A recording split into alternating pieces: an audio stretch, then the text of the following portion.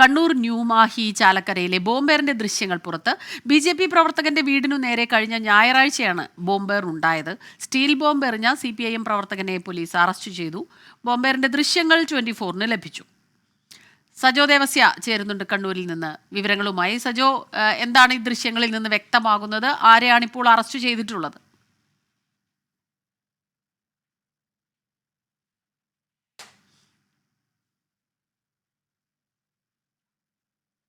ദൃശ്യങ്ങളാണ്, CCTV ദൃശ്യങ്ങളാണ് പുറത്തു വന്നിരിക്കുന്നത്.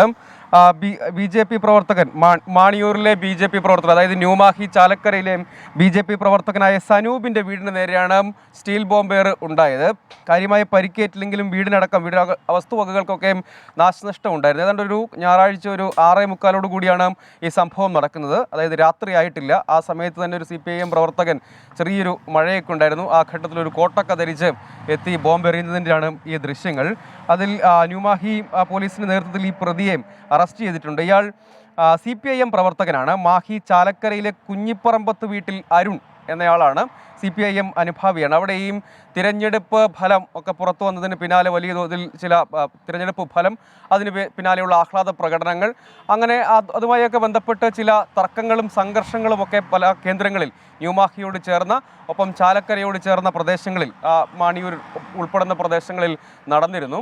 അതിൻ്റെ കൂടി തുടർച്ചയാണ് ചില CPIM പ്രവർത്തകർക്ക് നേരെ BJP പ്രവർത്തകരുടെ ആക്രമണത്തിൽ പരിക്കേറ്റിരുന്നു. CPIM പ്രവർത്തകർക്ക് അങ്ങനെയുള്ള സംഘർഷങ്ങൾ അങ്ങോട്ടും ഇങ്ങോട്ടും തുടർച്ചയായി അരങ്ങേറിയിരുന്നു.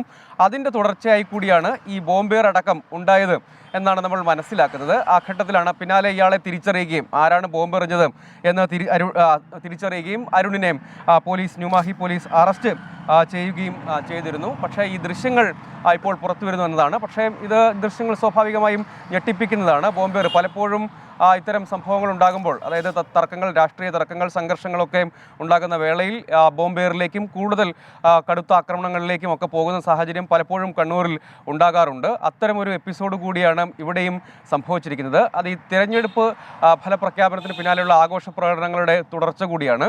അതിൻ്റെ ദൃശ്യങ്ങൾ, അത് സ്വാഭാവികമായും ഞെട്ടിപ്പിക്കുന്ന ദൃശ്യങ്ങളാണ്. ഇവിടെ മാത്രമല്ല, മറ്റൊരു സ്ഥലത്തും ബോംബേർ കണ്ണൂരിൽ തന്നെ ഇതേ ദിവസങ്ങളിൽ തന്നെ, അതായത് കൂത്തുപറമ്പ് മേഖലയിലും സമാനമായ രീതിയിൽ ബോംബേർ ഇതേ ദിവസങ്ങളിൽ തന്നെ അരങ്ങേറുകയും ചെയ്തിട്ടുണ്ട്. സംഘർഷവും ഉണ്ടായിട്ടുണ്ട്.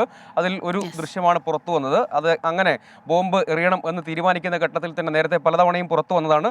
സ്റ്റോക്ക് ഉണ്ടാകും ബോംബുകൾ, അത് സ്റ്റീൽ ബോംബുകളായും മറ്റ് നാടൻ ബോംബുകളായും ഒക്കെ സ്റ്റോക്ക് ഉണ്ടാകും. അതൊക്കെ എടുത്ത് ഈ രൂപത്തിൽ പ്രയോഗിക്കുന്നു എന്നതാണ് ഇതിൽ ഞെട്ടിപ്പിക്കുന്ന കാര്യം. പ്രതി ഏതായാലും അറസ്റ്റ് ചെയ്തിട്ടുണ്ട്. കൂടുതൽ പേരുടെ സഹായം ലഭിച്ചിട്ടുണ്ടോ എന്നടക്കമുള്ള അന്വേഷണം പുരോഗമിക്കുന്നതായും മറ്റ് സംഘർഷങ്ങളിലൊക്കെ തുടർ നടപടികൾ സ്വീകരിക്കുന്നതായുമാണ് ന്യൂമാഹി പോലീസ് അറിയിക്കുന്നത്. ശരി സജോ. കണ്ണൂർ ന്യൂമാഹി ചാലക്കരയിലെ ബോംബേറിന്റെ ദൃശ്യങ്ങളാണ് ഇപ്പോൾ പ്രേക്ഷകർ കണ്ടത്.